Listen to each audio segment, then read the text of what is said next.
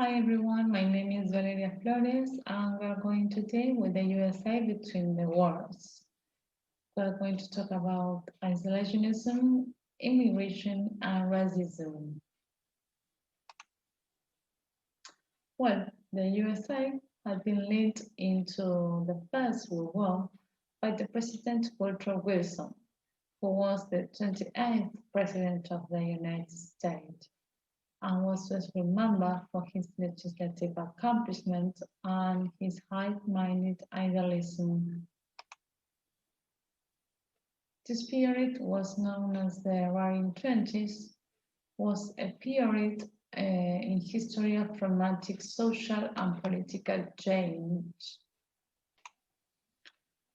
Well, when Wilson returned to the USA after his effort at Versailles, he found out that most of the Americans no longer wanted anything to do with the rest of the war because 100,000 Americans had been killed and also the war itself had disrupted the trade with other countries. So in 1920, half of the people in America had been born outside the USA, mostly in Europe. So they had to left the home, and start a new life in the USA. So these immigrants had a lot of happy memory because Europe to them meant poverty and chaos and sometimes a cruel government.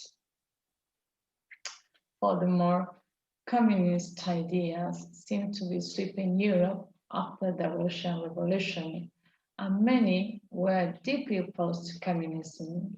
What they want was to avoid any contact with Europe. So Woodrow Wilson helped to play a big part in war affairs through the League of Nations, but found little support for it. So he never signed the Treaty of Versailles and never joined the League of Nations. So the Americans' policy came to be called isolationism. That is that they stay out of any involvement with another country.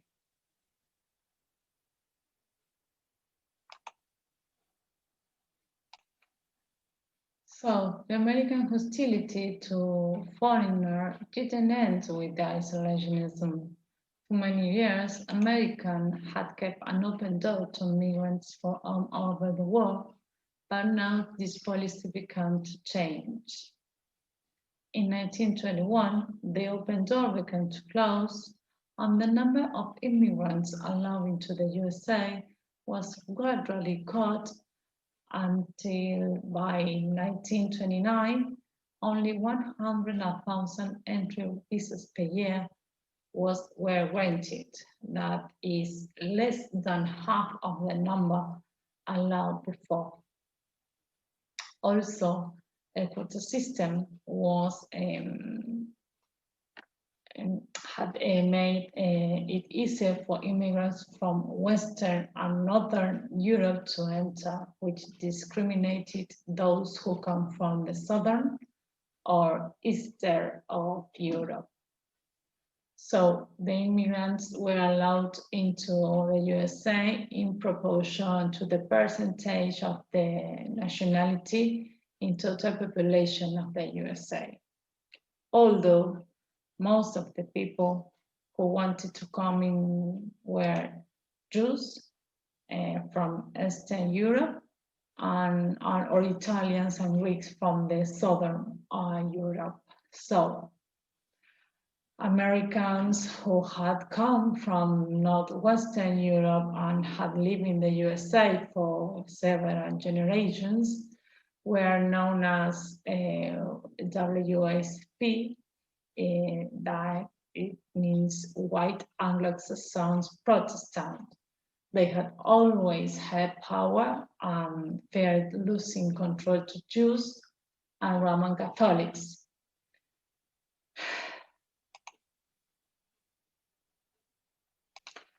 And well, The racism attitude was also felt against people already living in the USA. For example, a group called the Ku Klux Klan gained strength in the 1920s. Most of its members were poor, white, afraid of blacks, and immigrant workers were willing to and immigrant workers, and they were willing to work for low wages. So although the Klan was started in the southern the USA, its strength grew in the north and west, and covered in white sheets with pointed hoods. Klan members attacked and terrified blacks, Jews, and Roman Catholics.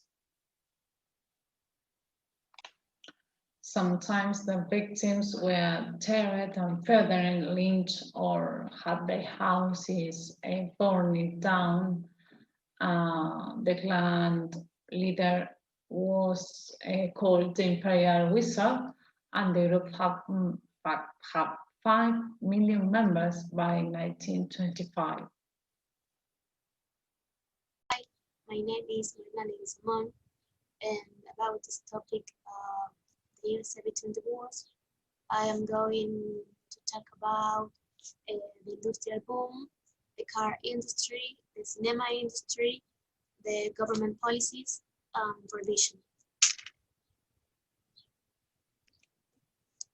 The 1920s was a boom in American economy.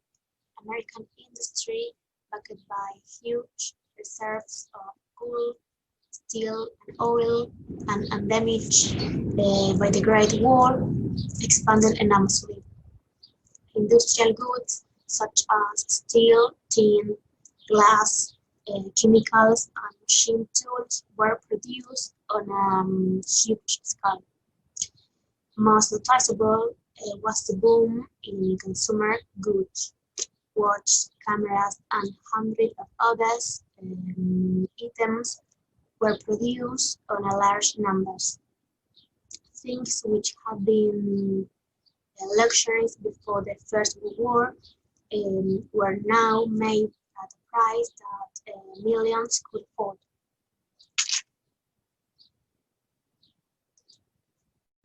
The car industry. In Detroit, Henry Ford set up a fully automatic factory. That meant that each worker did only a small job on the assembly line. And by 1925, Ford produced one car every 10 seconds.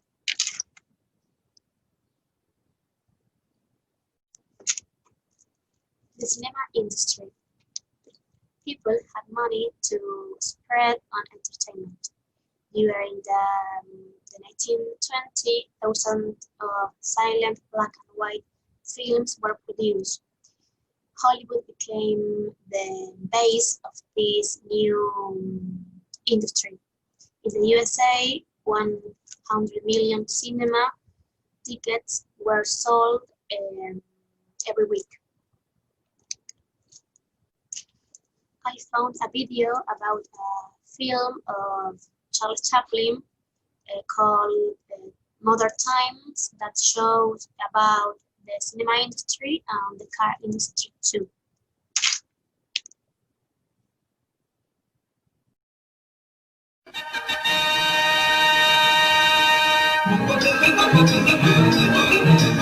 Attention foreman, trouble on bench 5, check on the nut tightners. Nuts coming through loose on bench 5, attention foreman.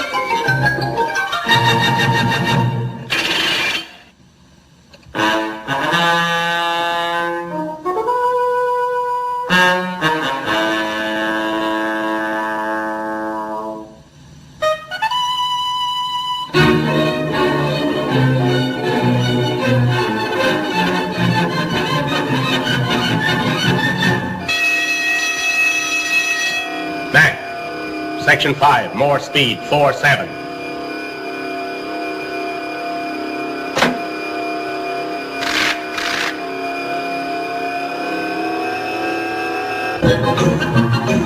Relief man passing. Relief man passing.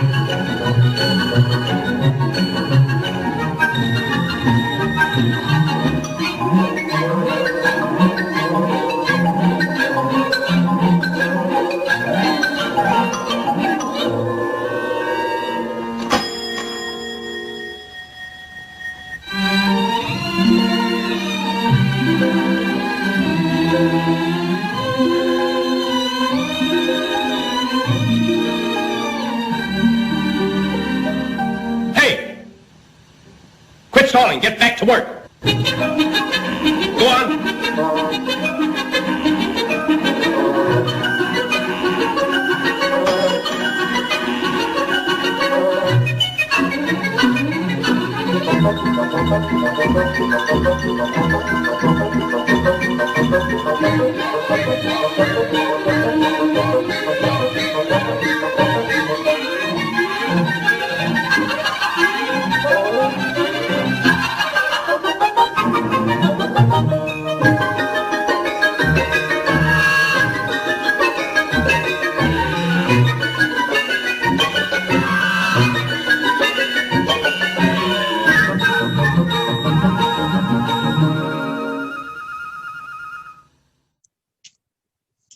Government policies. The government set up high tariffs or import duties. That means that any foreign-made item coming into the USA had an extra tax attached to it. American industry was protected because their products were cheaper and sold better.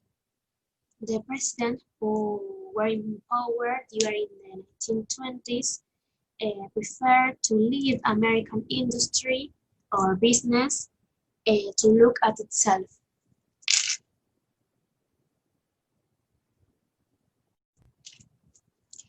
Revision.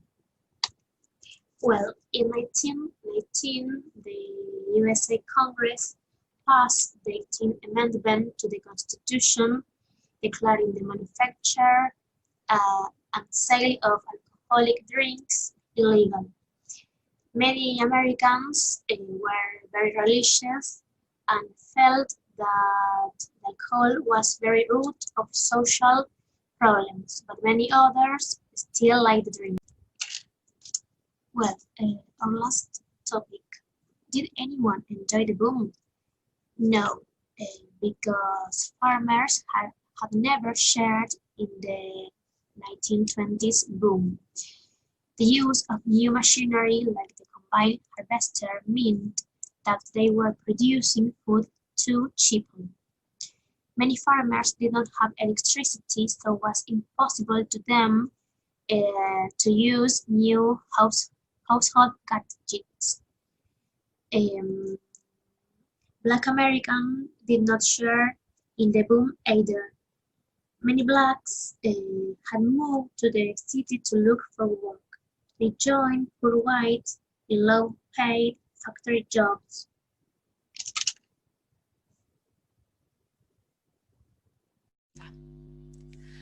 Within the topic the USA between the wars, I am going to talk about the Wall Street crash and the Great Depression.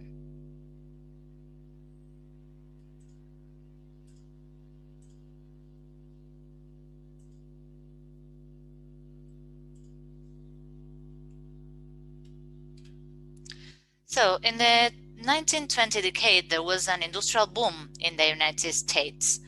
American industry expanded enormously. Industrial goods such as steel, tin, glass, and chemicals and machine tools were produced on a huge scale. Which were mainly these goods? They were radios, telephones, gramophones, watches, cameras, washing machines for the women, vacuum cleaners were produced in large numbers. And the prosperity was obvious in every town and city. but it was not enjoyed by everybody. For example,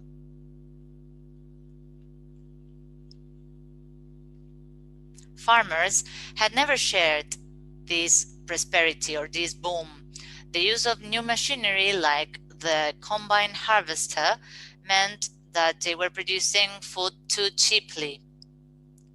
And furthermore, they had a strong competition from other countries like Canada on the world market.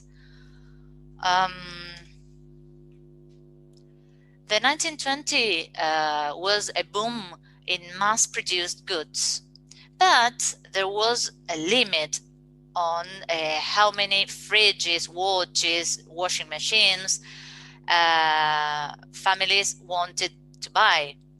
So by the later 1920s, the boom was ending. The end of the boom came in 1929 with the Wall Street crash. So what is Wall Street? In New York City is a financial center of the USA, where shares are bought and sold. And what is a share? A share is any of the unit of equal value into which a company is divided. And you can sell a share and you can buy a share to obtain money. And people who own shares receive part of the company's profits. In the 1920s, the dividends went up because so many people wanted to buy shares, no matter what company they belonged to. And there were businesses that didn't produce goods. They made profit only by buying and selling shares. What happened was that by 1929, the industry was making more goods were producing more goods than people could buy. And so what was the result? That profits started to fall. And cautious people began to sell their shares. They began to turn their shares into cash.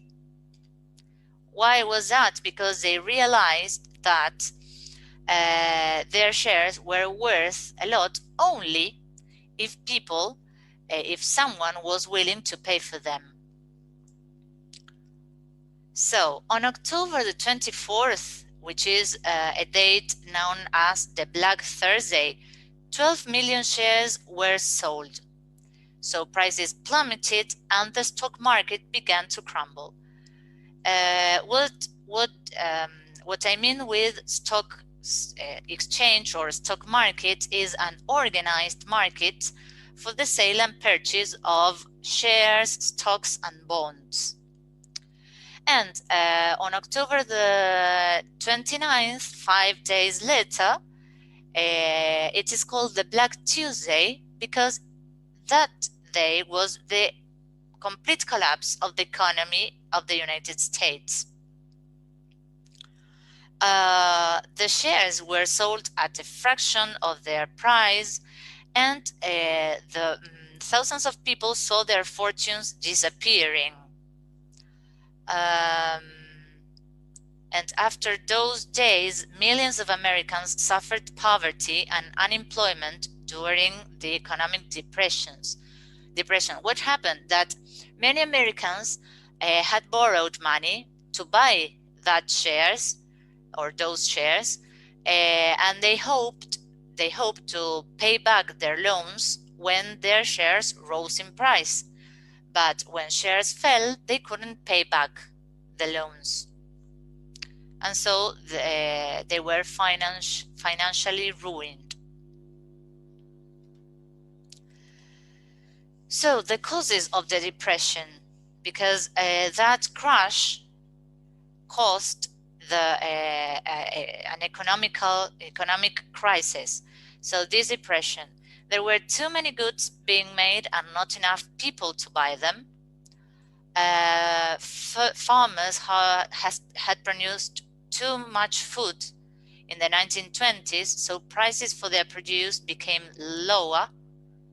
Yes, they were used to produce a lot of food, for example, for the First World War, and there were too many small banks in the United States, and they didn't have enough funds to cope with the rush to take out savings.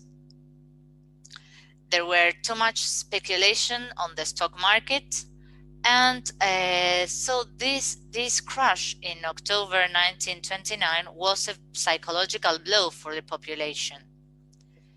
Finally, the USA had lent huge sums of money to European countries.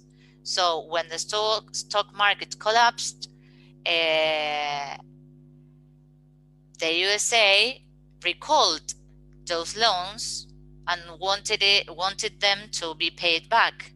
And this had a devastating impact on the European economy. So, talking about the effects of the depression. Well, the Wall Street crash affected mainly industry. Why? Because the production declined, unemployment rose, and money became scarce. For example, in Chicago, the 14% of the workers were unemployed, and unemployment among Black workers was as 70% in some areas. As factories closed, workers were unable to pay their rent, the mortgages that they had contracted, or even they couldn't buy food. After this crisis, 13 million people were out of work. Industrial production dropped, house building fell, and the American banking system collapsed. So banks went bankrupt and they went out of business, they closed. And as an outcome of all the situation, many people went hungry.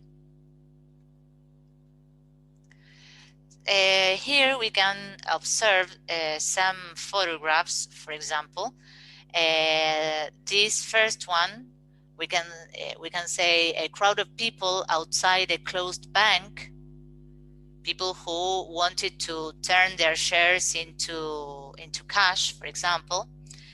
Then in this picture we can see a queue of people queuing for coffee and donuts. They were unemployed people who were starving.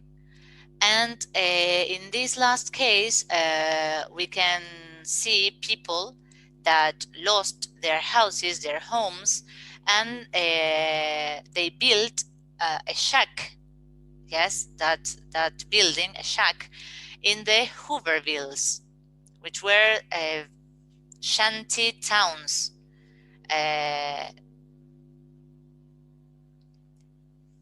As a result of this situation. So in the 1920s, unfortunately, the government had done little to look after the poor and the unemployed. Why? Because there was a lot of work and there was a lot of money among the population. So there was, at this time of crisis, there was no system to cope with the results of unemployment. There was no dole and no social security. So the unemployed workers had to rely on charity from the churches and other organizations. And it was a characteristic picture of this time, the streets full of people begging and selling small items.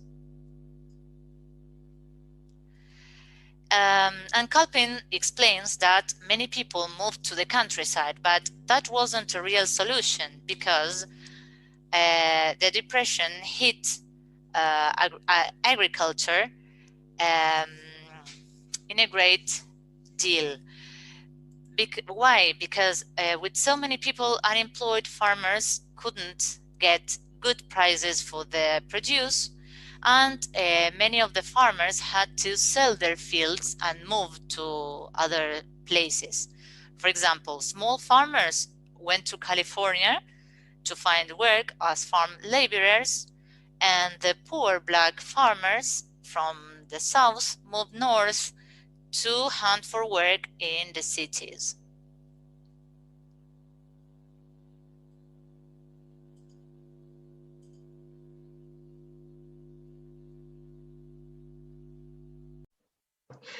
The opposition, Franklin Roosevelt, and the New Deal. With the effects of the Great Depression, where the factories closed, banking system collapsed, and the rules of unemployment, the Americans didn't know who to blame for their troubles.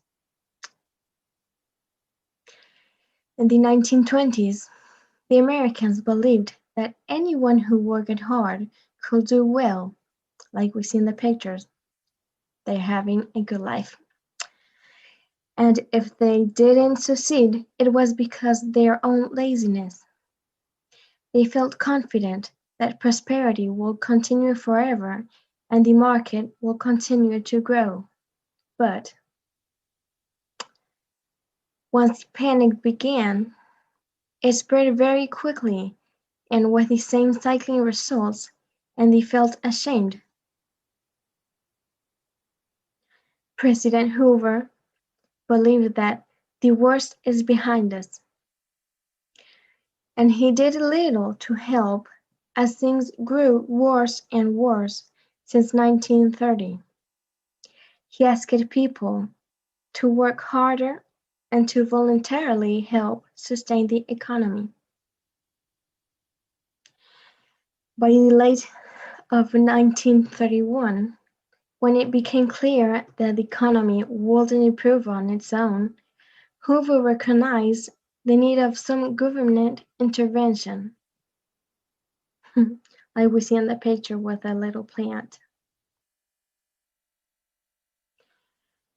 Like we see, for example, in Detroit, car workers fought with the police because they were locked out of the factory when there was no work. In Washington, in the other picture, ex-servicemen marched to the White House to claim their own bonus. The colored bonus army camped in the city until the President Hoover sent soldiers to remove them, and they fought. By 1932, Hoover was a defeated man, and America was a country in desperate need of a charismatic leader to restore public confidence and provide concrete solutions to pull the economy out of the Great Depression. With this need, the Democratic candidate who stood against Hoover was Franklin Delano Roosevelt, and he defeated Hoover in a landslide. He was from the rich upper classes of America, but he and his wife Eleanor had a real sympathy for the poor people of the United States of America. He took office in the middle of the Great Depression, the worst economic crisis in the United States of history. In 1921, he had contracted polio. Although he fought his way back to health, he couldn't walk and stand without help. That is why we can see in the pictures, in almost all of them, only showing his head and shoulders in the most of the times. In his campaign in 1932, he promised action instead of words. Roosevelt's phrase of New Deal caught the imagination of the Americans. He created a lot of programs to provide relief to the unemployed people and farmers while he was seeking economic recovery with the National Recovery Administration and other kind of programs. The events of the New Deal were the most inspiring response to the 1930s depression made by any democratic country. That is why he was a president until his death in 1945, but he helped a lot of Americans to regain faith in themselves, and the people loved him.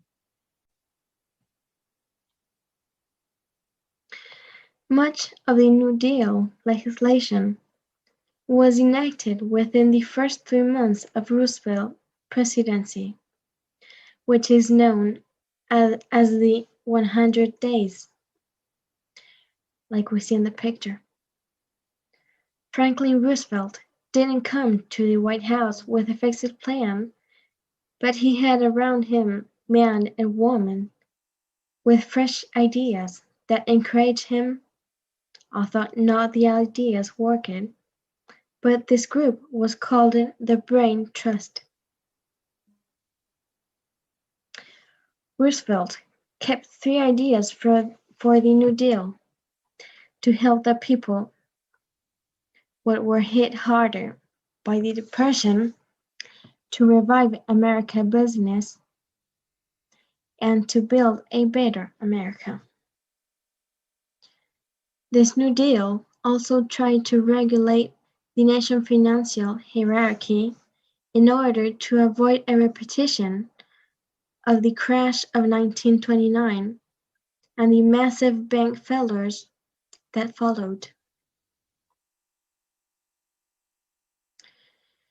In the first week, he closed all the banks and had them investigated, and he cut salaries of civil servants and ended prohibition. This prohibition was a nationwide constitutional ban on the production, importation, transportation, and sale of alcoholic beverages from 1920 to 1933. We can see in the picture that the police is making them dump the alcohol that they have illegally. And that Roosevelt says that we can, we will, we must, and that we did. Now we will see a little video talking about this New Deal. When Franklin Roosevelt became president, he offered a New Deal for the American people. What was the New Deal? How was it put in place? One of the primary reasons Roosevelt won the presidency in 1932 was because he promised to try and do something to end the economic crisis the country was facing. As he entered the office, Roosevelt hoped to do 3 things. First, he hoped to provide relief for the poor and the unemployed. Next, he wanted the economy to recover to its normal levels. Finally, he wished to reform the financial systems so that an economic depression would not happen again. Relief, recovery, and reform became known as the 3 R's. To accomplish these goals, Roosevelt implemented a series of government programs in between 1933 and 1938. Some of these programs were approved by Congress, while others he enforced through executive order. Collectively, these programs became known as the New Deal. The New Deal is frequently referred to in 2 different parts. The first New Deal, which was enacted between 1933 and 1934, was largely concerned with restructuring the nation's economy and offering relief to the banking industry. The second New Deal, which was enacted between 1935 and 1938, sought to improve the use of the nation's resources, provided relief for farmers, and created various government work programs. There were many different types of programs that were a part of the New Deal. These programs had a variety of different intended purposes. Programs such as the Works Progress Administration, or the WPA, and the Civilian Conservation Corps, the CCC, were designed to put unemployed people to work. The Social Security Act was created to provide financial relief to the elderly. Meanwhile, the Tennessee Valley Authority brought much-needed electricity to rural areas in the South. The Federal Deposit Insurance Corporation, the FDIC, was another important agency created by the New Deal. The FDIC guaranteed the safety of money in banks. Citizens no longer had to fear losing their money if their bank closed. This scenario was quite common in the early stages of the Great Depression. The FDIC is still in operation today to ensure money deposited in banks. Aside from the FDIC, there are many government agencies that were created by the New Deal which still exist. Amongst them are the Federal Housing Administration, the FHA, the Federal Crop Insurance Corporation, the FCIC, and the Security Exchange Commission, the SEC. Not everyone was a fan of the New Deal. Many felt that Roosevelt was leading the United States down the path of socialism. Others saw the New Deal projects as a waste of money and resources. Today, some economists and historians believe that Roosevelt's adherence to New Deal policies actually prolonged the Depression. However, New Deal programs did put millions of people to work, providing economic relief for struggling families. The New Deal initiatives also allowed for construction of roads, schools, parks, hospitals, and many other facilities that were needed throughout the nation.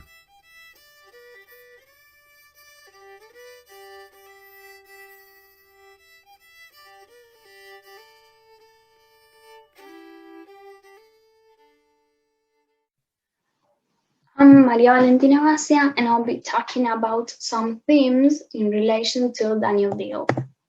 First, we have the Agricultural Adjustment Act. The situation was that farmers had been overproducing, and the result was that prices fell and were too low for them to make a proper living. This act set up a quota system in which each farmer was allowed to produce a certain amount. This limit pushed up the prices at which they could sell, and any loss was made up by a government subsidy. Another interesting fact is that the act tried to bring electricity to farms because in 1932 only 1 in 10 farms had electricity. By 1940, the figure changed to 4 in 10. The industry was covered by the National Industrial Recovery Act, which had several sections, but one of the most important was the National Recovery Administration, which encouraged workers and employees to get together and work out a code with fair conditions, such as maximum hours.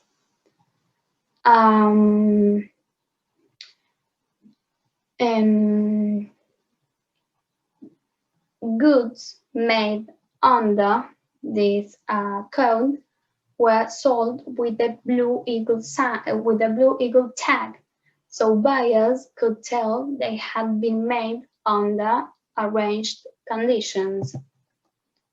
The householders were helped by the Homeowners Loan Corporation. In this case, the government took over people's mortgage and lent money to them in order to help them to cope with the crisis period. Roosevelt was prepared to try one of his new ideas, which was to increase government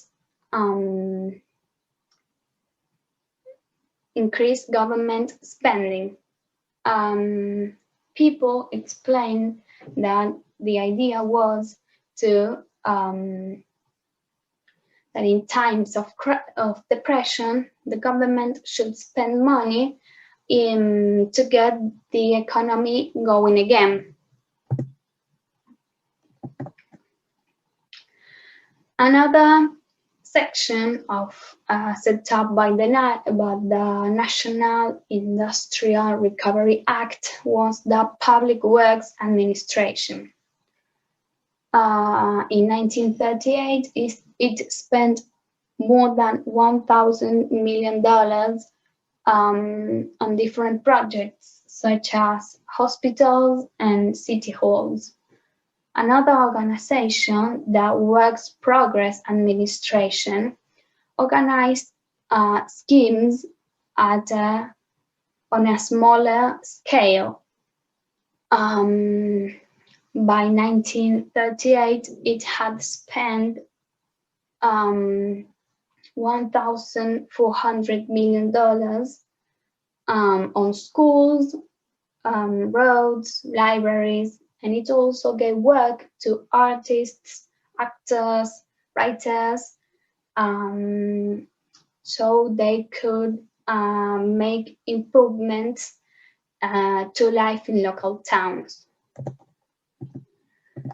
The Federal Emergency Relief Administration, it was founded to give quick relief when it needed most. Millions of dollars were spent to provide nursery schools for children of the poor, also in soup kitchens and schemes for employment. Well, Roosevelt was concerned about the unemployment among young people, so he founded the Civilian Conservation Corps, which in which young men could work for several months in the American countryside. It gave, 2.5 million of young men took part on this scheme. The Tennessee Valley Authority. Well, the Tennessee River Valley had several problems, such as lack of electricity power and extreme poverty. So Roosevelt decided to set up the Tennessee Valley Authority and a number of dams on the Tennessee River. The thing is, it was too much for one state to cope with. These strategies had several effects. For example, the water could be used to provide hydroelectrical power.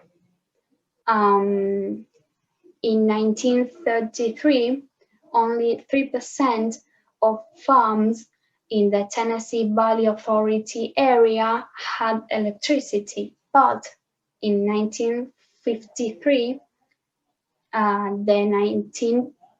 93% had it installed.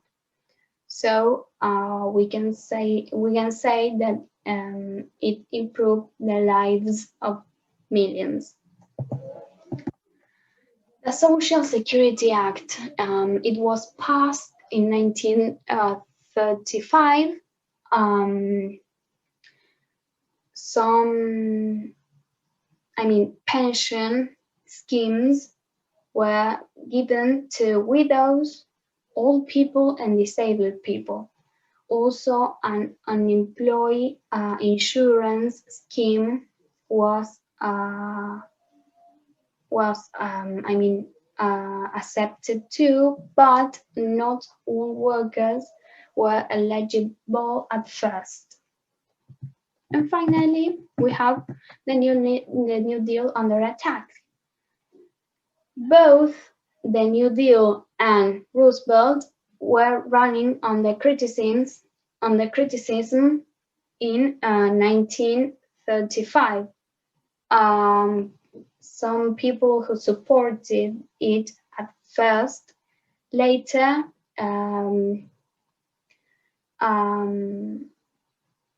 declared that America should take a form of fascism.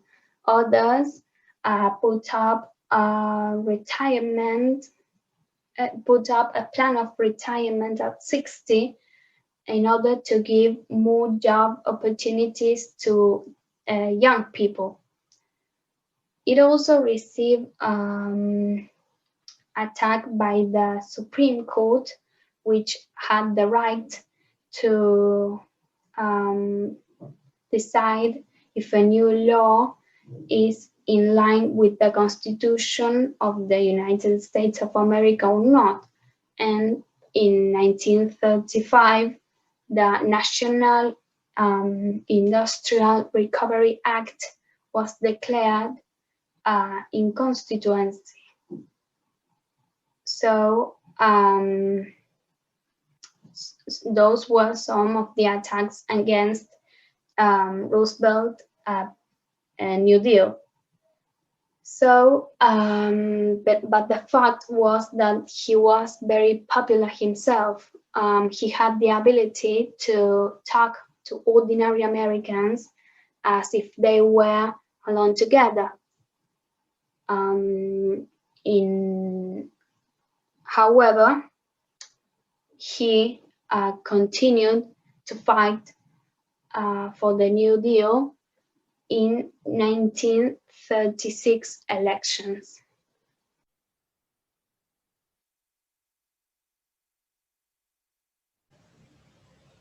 The later New Deal. FDR won the election of 1936. As he said, everyone is against the New Deal except the voters. But the next stage of the New Deal was more controversial. Despite all efforts of the New Deal in 1937, unemployment increased again, from under 8 million in 1936 to over 10 million.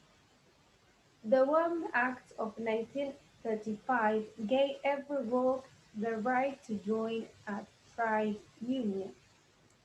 The AAA annoyed other people to keep up prices, crops were plowed into the ground, and animals killed.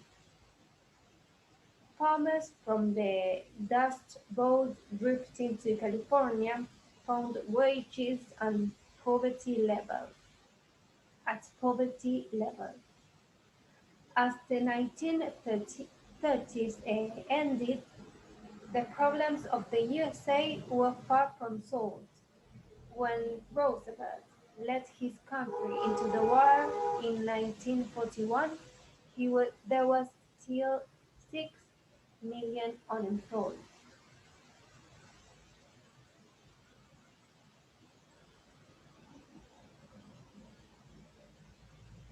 Was the New Deal a failure? Roosevelt was a practical man, not a brilliant thinker. His answers to different problems could lead to conflicts. For example, higher food prices help farmers but hit the poor, and cutting public spending to balance the budget led to more unemployment. So for more people, he did not go far enough. He did not go far enough. Unemployment remained high, poverty was still common, and big businesses were still powerful. The New Deal showed that democracy was not powerless in the face of great problems. Roosevelt and the New Deal brought huge changes in the USA. The federal government of the USA had been allowed to fall into disease by the presidents of the 1920s. Business could look after itself in a boom, but it did not look after people in a depression. Roosevelt gave the federal government a job to do, to look after the weak members of society, the old, the ill, the unemployed, and the poor, and to build a better country. For all its faults, the USA is an idealistic country. The New Deal restored Americans' faith in their ideal of democracy.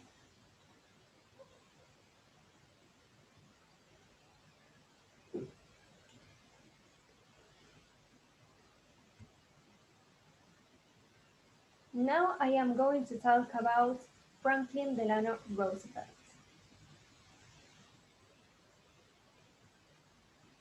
Alright. Franklin Delano Roosevelt was born in 1892 and died in 1945. In 1910, Roosevelt entered politics as a senator in New York. He was a supporter of Woodrow Wilson and in 1913 was made Assistant Secretary for the Navy. In 1920, he was a vice presidential candidate. So success in politics had come very easily to him, but in 1921 he contracted polio, and because of that his outlook changed and became more understanding of those who had suffered. In 1924, Roosevelt returned to politics, and in 1928 was persuaded to stand as governor of New York. Soon after his election came the Wall Street crash. He insisted that governments ought to do something for those in need. At this time, President Hoover was doing nothing to deal with these effects of the Depression, so what Roosevelt was doing attracted a lot of interest. In 1932, he was chosen to stand for president against Hoover, so he won easily. It was in this campaign that he promised a New Deal. Despite its failures, he was re-elected president in 1936, 1940, and 1944. As early as 1937, he warned his people that the USA would not be able to stay clear of a major war if it broke out.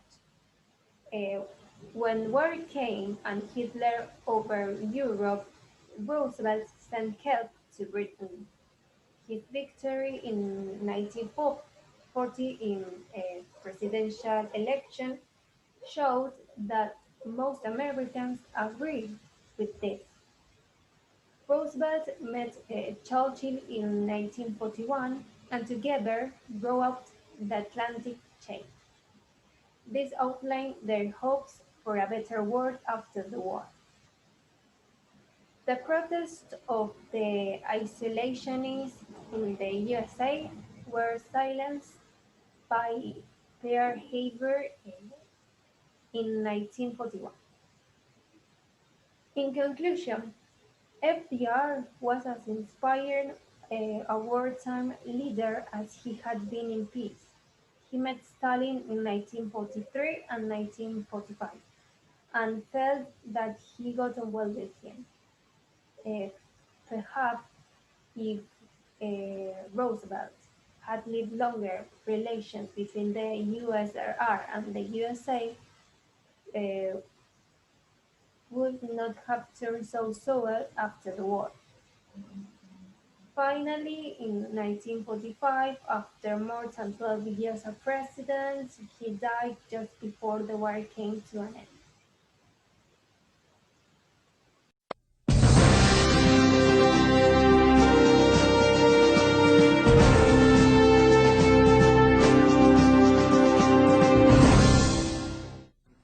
Despite his outspoken critics, FDR knew the economy had improved, but not as much as he'd hoped for. And so he launched, with the help of his humanitarian wife Eleanor, the Second New Deal. Mrs. Roosevelt traveled the country from coast to coast, seeing the poverty and suffering, urging her husband to provide even more help to the needy. She became a kindly symbol of hope for the downtrodden, who regarded her as a personal friend. Thousands of children wrote to her asking for help. FDR convinced Congress to pass more legislation to spur the economy, including a second Agricultural Adjustment Act, rewarding farmers that practice soil conservation and compensating farmers who cut production of soil-depleting crops like cotton and wheat. The Resettlement Administration loaned money to tenant farmers so they could buy their own land and established camps for migrant workers. The Second New Deal's most ambitious program was the WPA, the Works Progress Administration. The WPA created more than 8 million jobs from 1935 to 1943 for a great many unskilled workers and professionals. The WPA constructed 850 airports, built or repaired 650,000 miles of America's roads, sewed more than 300 million articles of clothing for the needy, and erected 110,000 libraries, schools, and hospitals. Artists, authors, and musicians found work in the WPA too, painting murals on public buildings, writing, performing, and composing. A National Youth Administration was also created to provide aid and part-time employment for students in need. The Second New Deal also helped reform labor laws with the passage of the Wagner Act, which supported workers' rights to form unions, and the establishment of the National Labor Relations Board to prevent unfair labor practices. From 1933 to 1941, the number of union workers rose from 3 million to 8. Congress also passed the Fair Labor Standards Act, requiring minimum wages and maximum hours for workers. Despite the administration's pro-labor policies, strikes were prevalent and often led to violence. On Memorial Day 1937, 10 people lost their lives at the Republic Steel strike in Chicago. Perhaps the most important legacy of the Second New Deal was the Social Security Act of 1935. For the first time, Americans over 65 years of age and their spouses had old age insurance. Jobless workers got unemployment compensation, and families with dependent children and the disabled received aid. In 1935, only about 30% of American farms had electricity, so Congress, with Roosevelt's urging, set up the Rural Electrification Administration. 10 years later, 45% of rural America had electric power. With widespread support from organized labor, minorities, and the public at large, FDR was re-elected as president in 1936. His victory marked the first time most African Americans voted for a Democratic Party candidate. With Eleanor Roosevelt's prompting, Roosevelt appointed the first female ambassador and several women federal judges.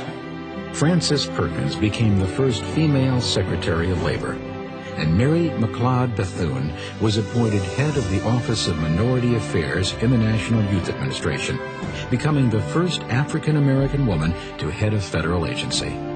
Meanwhile, Mrs. Roosevelt defied the Daughters of the American Revolution, publicly resigning her membership when the DAR refused to let Marian Anderson sing in Washington, D.C.'s Constitution Hall because of her color. Instead, Eleanor Roosevelt arranged for the concert to be held on the steps of the Lincoln Memorial. In the midst of labor unrest, poverty, and hardship, Americans still managed to find fun at the movies. For just a quarter, they could forget their troubles in one of more than 15,000 picture palaces. Radio, too, entertained a weary America. Practically every home had a radio, and families gathered to laugh at Burns and Allen and thrill to the drama of Orson Welles' Mercury Theater on the Air. By 1939, the nation seemed to be on the road to economic recovery, and Congress cut back on the New Deal unemployment programs, since it had gone deeply into debt, providing jobs and aid to Americans. The economy started to improve, but the Republican Party blocked any further relief efforts. Meanwhile, FDR and America, despite wishing to remain neutral, began to realize that war was inevitable in Europe, and very soon it became a reality.